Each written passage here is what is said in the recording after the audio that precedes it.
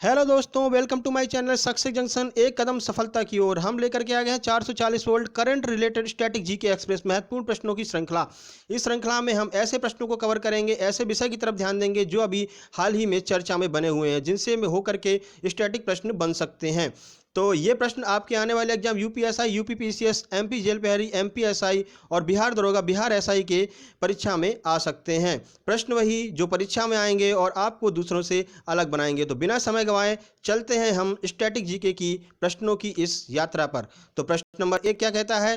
किस राज्य के मुख्यमंत्री ने अभी हाल ही में पहली समुद्री एम्बुलेंस का उद्घाटन किया है? ऑप्शन पर नजर डालते हैं। ऑप्शन ए है आंध्र प्रदेश, ऑप्शन बी है केरल, ऑप्शन सी है उड़ीसा, ऑप्शन डी है पंजाब। तो इसका आंसर है बी। आप इस चित्र में देख सकते हैं ये जो एम्बुलेंस है ये केरल के मुख्यमंत्री पिनाराई विजयन ने अभी हाल ही में एक समुद्री एम्बुलेंस प्रतीक्षा का उद्घाटन किया है। यह एम्बुलेंस केरल में रहने वाले मछुआरों के लिए तटवर्ती इलाकों और अंतर्वर्ती शहरों में कार्यरत रहेगी। केरल में बहुत सी झील और नदियां हैं, जैसे बेम्ब्रौत झील, पेरियार नदी। इस एम्बुलेंस की पहुंच पानी के माध्यम से होगी।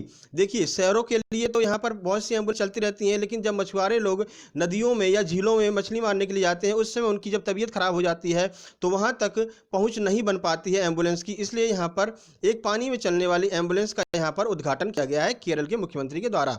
तो आइए इसके बारे में पूरी जानकारी ले लेते हैं, क्योंकि यह एक बहुत ही महत्वपूर्ण विषय है। इस पर प्रश्न बिल्कुल बन सकते हैं। तो आइए देखते हैं। इस एम्बुलेंस को कोचिन शिपयार्ड लिमिटेड ने बनाया है, जो भारतीय नेवी और कोस्ट गार्ड के लिए युद्धपोतों का निर्माण करती है। कुछ अन्य महत्वपूर्ण शिपयार्ड कंपनियां कौन कौन सी हैं, हम देखिए इसके बारे में भी जानकारी ले लेते हैं। तो पहले यह हिंदुस्तान शिपयार्ड लिमिटेड कहां पर है? ये विशाखापत्तनम आंध्र प्रदेश में है। मझगांव डॉकयार्ड लिमिटेड ये मुंबई के महाराष्ट्र में है।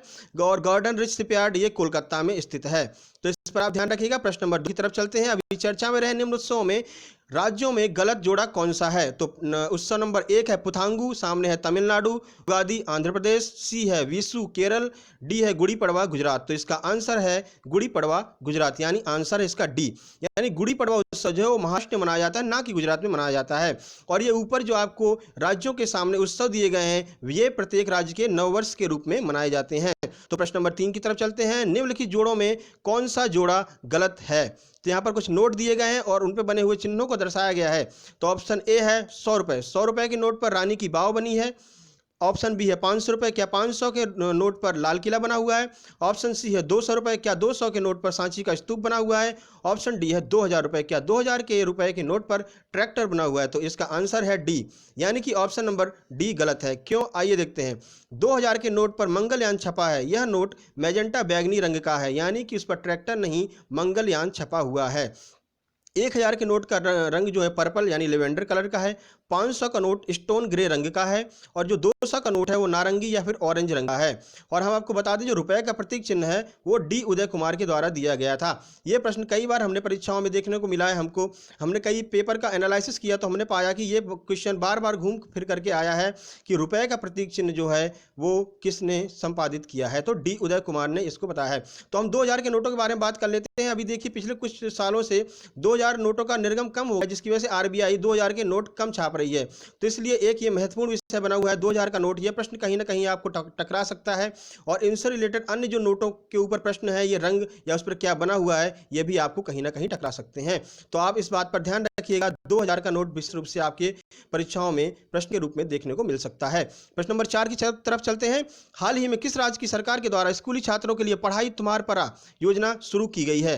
तो ऑप्शन ए है केरल, ऑप्शन बी है छत्तीसगढ़, ऑप्शन सी है तमिलनाडु या फिर ऑप्शन डी है अरुणाचल प्रदेश। तो इसका आंसर है आंसर नंबर इसका बी, यानी छत्तीसगढ़ सरकार द्वारा यह योजना शुरू की गई है। यह योजना ब्लूटूथ आधारित शिक्षा दी जाएगी, जिसे बुल्टू के बोल नाम दिया गया है। यानी ये जो ब्लूटूथ आधारित शिक्षा दी जाएगी, इस शिक्षा को बुल्टू के बोल नाम दिया गया। तो ये योजना लागू करने के बाद जो है छत्तीसगढ़ न्यूज में आ गया है। तो छत्तीसगढ़ रिलेटेड कुछ फैक्ट जान लेते हैं। देखिए, छत्तीसगढ़ की राजधानी रायपुर है, सबको पता है। तो इसमें कुछ नेशनल पार्क हैं जो अक्सर परीक्षा में पूछे जाते हैं। तो पहला है इंद्रावती, ये 1982 में स्थापित किया गया था। कांगेर घाटी नेशनल पार्क, ये भी 1982 में स्थापित किया गया था। गुरु घासीदास नेशनल पार्क, ये 1981 में स्थापित किया गया था। प्रश्न नंबर 5 की तरफ चलते हैं। प्रश्न नंबर 5 कहता है पहली बार विश्व सौर प्रौद्योगिकी शिखर सम्मेलन कब आयोजित किया जाएगा? ऑप्शन ए है 8 सितंबर, ऑप्शन बी है है 10 सितंबर, ऑप्शन सी है 10 दिसंबर या फिर ऑप्शन डी है 8 दिसंबर। तो इसके आंसर की तरफ चलते हैं। इसका आंसर है ए, यानी 8 सितंबर को मनाया जाएगा। देखिए, विश्व सौर प्रौद्योगिकी शिखर सम्मेलन का आयोजन भारत में पहली बार किया जा रहा है, यानी ये बात ध्यान रखिए कि ये जो है भारत में पहली बार आयोजित किया जा रहा है, इसलिए यह विशेष और महत्वपूर्ण हो जाता है। यह प्रश्न भी किसी न किसी सेट में आपको टकराने को मिलेगा। देखिए, इस समूह के बारे में बात कर लेते हैं। इस समूह में ऐसे देशों को रखा गया है जो टॉरिड जोन के अंतर्गत आते हैं। अब टॉरिड जोन क्या होता है? देखिए, टॉरिड जोन ऐसा जोन होता है जहां पर सूर्य की रोशनी सीधे पड़ती है, ठीक है, तो वहां पर गर्मी अत्यधिक मिलती है, तो वहां पर सौर ऊर्जा अच्छी तरह से कार्य करेगी, ठीक है, तो ऐसी जगह को टॉरिड जोन के अंतर्गत रखा जाता है। तो वर्तमान में इस समूह में 67 देश हैं। इस समूह का मुख्यालय जो है गुरुग्राम हरियाणा में है, ठीक है, भारत में इस समूह का मुख्यालय है कहाँ पर? गुरुग्राम हरियाणा में। सौर ऊर्जा से विद्युत बनाने की क्रिया को प्रकाश विद्युत प्रभाव कहते हैं। ये आपके साइंस में कहीं ना कहीं टकरा सकता है कि सौर ऊर्जा से विद्युत बनाने की क्रिया को क्या कहते हैं? तो क्या कहते हैं? प्रकाश विद्युत प्रभाव कहते हैं। यह क्रिया फोटोवोल्टिक सेल के माध्यम से संपन्न कराई जाती है। तो चलते हैं प्रश्न नंबर 6 की तरफ। प्रश्न नंबर 6 क्या कह रहा है? मानव संसाधन विकास मंत्रालय का नाम बदलकर अब क्या कर दिया गया है? काफी महत्वपूर्ण क्वेश्चन है ये। तो ऑप्शन ए देखते हैं, आयुष मंत्रालय, ऑप्शन बी है शिक्षा मंत्रालय, ऑप्शन सी है नागरिकता मंत्रालय या फिर ऑप्शन डी है अधिकारिता मंत्रालय। तो चलते हैं इसका आंसर देखते हैं। इसका आंसर है बी, अर्थात शिक्षा मंत्रालय। ये भी काफी विशेष, ये जो न्यूज काफी चर्चा में रही है। तो मानव संसाधन विकास मंत्रालय का नाम बदलकर अब शिक्षा मंत्रालय कर दिया गया है। इस नई शिक्षा नीति 2020 के द्वारा किया गया है। जो इसमें बदलाव किया गया है वो नई शिक्षा नीति 2020 के द्वारा किया गया है। देखिए, आपके बारे में थोड़ा इसको पीछे लेकर चलते हैं, इतिहास इसका जानते हैं। तो 1947 में जब यह मंत्रालय बना था तब इसका नाम शिक्षा मंत्रालय ही था और इसके पहले शिक्षा मंत्री अबुल कलाम साहब थे, ठीक है। 1985 में इसे फिर से एचआरडी मंत्रालय कर दिया गया था और 2020 में इसका नाम पुनः परिवर्तित करके शिक्षा मंत्रालय कर दिया गया है। अब इस विभाग के जो मंत्री हैं वो रमेश पोखरियाल निशंक हैं। ये क्वेश्चन आपको कहीं ना कहीं टकराएगा, बिल्कुल ही बहुत महत्वपूर्ण बन जाता है। जब आपको मंत्री के बारे में पूछा जाता है, विभागों से रिलेटेड मंत्री के बारे में पूछा जाता है, तो ये क्वेश्चन कहीं ना कहीं आपको टकराएगा कि जो अभी शिक्षा मंत्रालय बनाया गया है इसके मंत्री अभी वर्तमान में कौन है? तो इसके मंत्री कौन है? रमेश पोखरियाल निशंक इसके मंत्री हैं। 2020 की नई शिक्षा नीति के कस्तूरीरंगन कमेटी की सिफारिश पर लाई गई है। यह क्वेश्चन भी बहुत महत्वपूर्ण है कि जो 2020 की नई शिक्षा नीति है, देखिए शिक्षा नीति से रिलेटेड कोई भी प्रश्न आपको कहीं मिले उसको बिल्कुल कवर कर लीजिए, आपके एग्जाम में कहीं ना कहीं देखने को ये मिल सकता है। तो 2020 की जो नई शिक्षा नीति है वो के कस्तूरीरंगन कमेटी की सिफारिश पर लाई गई। प्रश्न नंबर 7 की तरफ चलते हैं। जनजाति मामले के मंत्री अर्जुन मुंडा ने आदिवासी स्वास्थ्य पोषण पर ई पोर्टल का उद्घाटन किया है, उसका नाम क्या है? तो यह भी एक महत्वपूर्ण क्वेश्चन है। तो आइए देखते हैं ऑप्शन कहता है बुलटू के बोल, बी है स्वास्थ्य या ऑप्शन सी है आलेख या ऑप्शन डी है इनमें से कोई नहीं।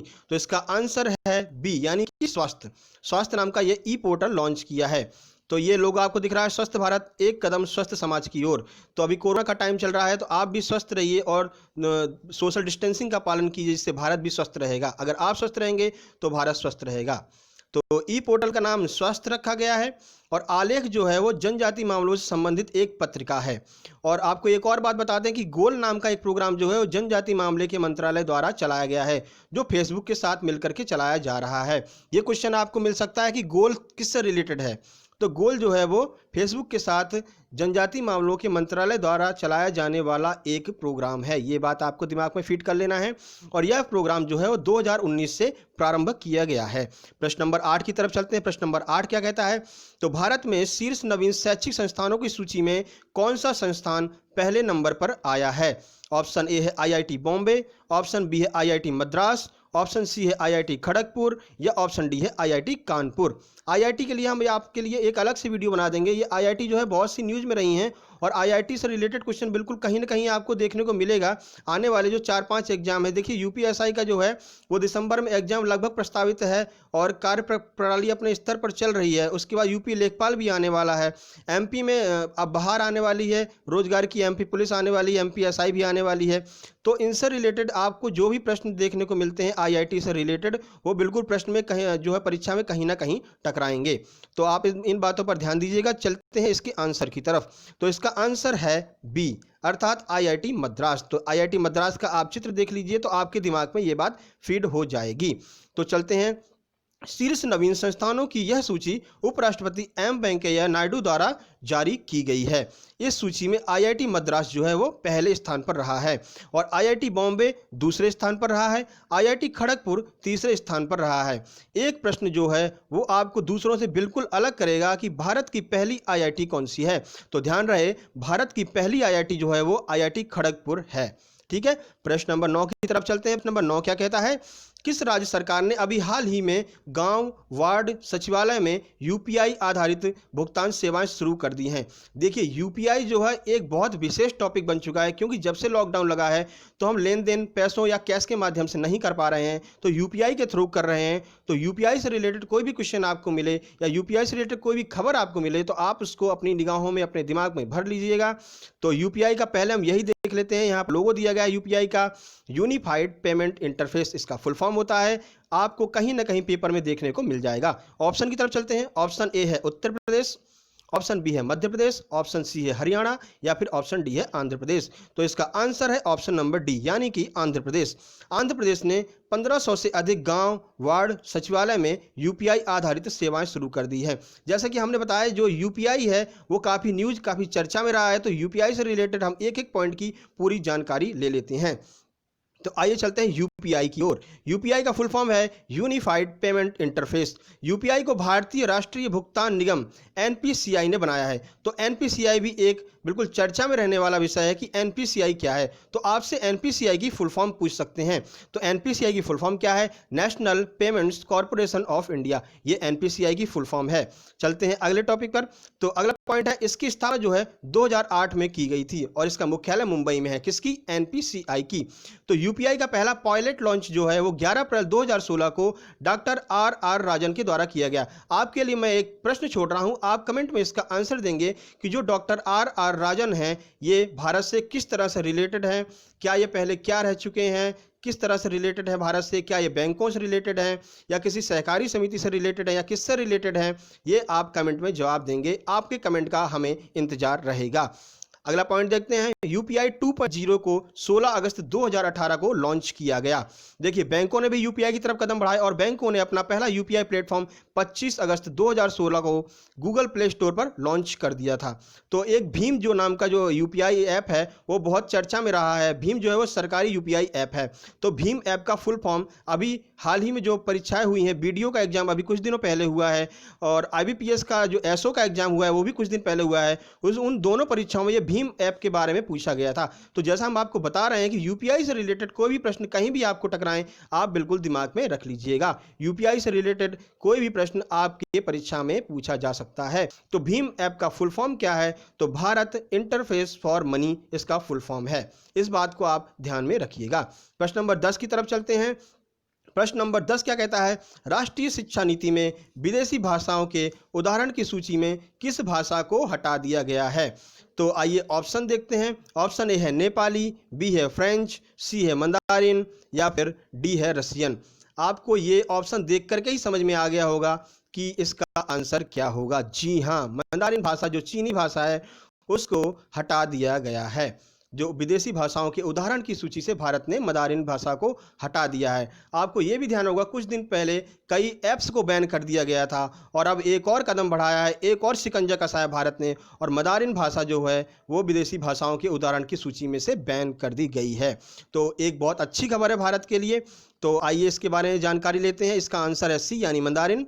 तो ये भी देख सकते हैं आप, चाइनीज़ ने जो है इंडियन गवर्नमेंट से कह रहे यार तुम तो दनादन बैन पर बैन किए जा रहे हो, यानी पहले हमारे ऐप्स बैन कर दिए और अब हमारी भाषा भी बैन कर दी। तो आइए और आगे जानकारी लेते हैं। देखिए, भारत ने नई शिक्षा नीति 2020 में एक अहम फैसला लेते हुए चीनी भाषा मंदारिन को विदेशी भाषाओं के उदाहरण की सूची से बाहर कर दिया है। तो ये थे आज के प्रमुख 10 महत्वपूर्ण टॉपिक, महत्वपूर्ण क्वेश्चन जिनसे आपको आगे प्रश्न देखने को मिले। आपको हमारा ये वीडियो कैसा लगा हमको कमेंट में ज़रूर बताइएगा और ये आपके लिए ये वीडियो किस तरह हेल्पफुल हो रहा है वो बताइएगा। और आपको अगर ये वीडियो अच्छा लगता है तो हमारे चैनल को सब्सक्राइब कीजिए, लाइक कीजिए और शेयर कीजिए। दोस्तों को बताइए कि आपको अगर कुछ अलग चाहिए तो सक्सेस जंक्शन पर आइए। तो मिलते हैं अगली जो वीडियो आने वाली है पॉलिटी की चाणक्य एक्सप्रेस में। पॉलिटी की चाणक्य एक्सप्रेस, हिंदी एक्सप्रेस और 440 वोल्ट करंट अफेयर एक्सप्रेस अपने टाइम पर चल रही है। आप इसके और वीडियो जो हैं वो हमारी प्लेलिस्ट में जा करके देख सकते हैं। सभी विषय की अलग अलग प्लेलिस्ट बना दी गई है। जल्द ही आपको इसकी PDF भी प्रोवाइड कराई जाएगी। तो तब तक अगले वीडियो के लिए तैयार रहिएगा, इंतजार कीजिएगा। हम मिलते हैं अगले वीडियो में। तब तक खुश रहिए, स्वस्थ रहिए, अपने और अपनों का ख्याल रखिएगा। भारत कोरोना से लड़ रहा है तो कोरोना से बचाने में भारत को अपना सहयोग दीजिएगा। सोशल डिस्टेंसिंग बनाकर रखिएगा और भारत सरकार की जो गाइडलाइन दी है उनका पालन कीजिएगा। तो जल्द ही मिलते हैं अगले वीडियो में पॉलिटी की चाणक्य एक्सप्रेस में। तब तक के लिए नमस्कार।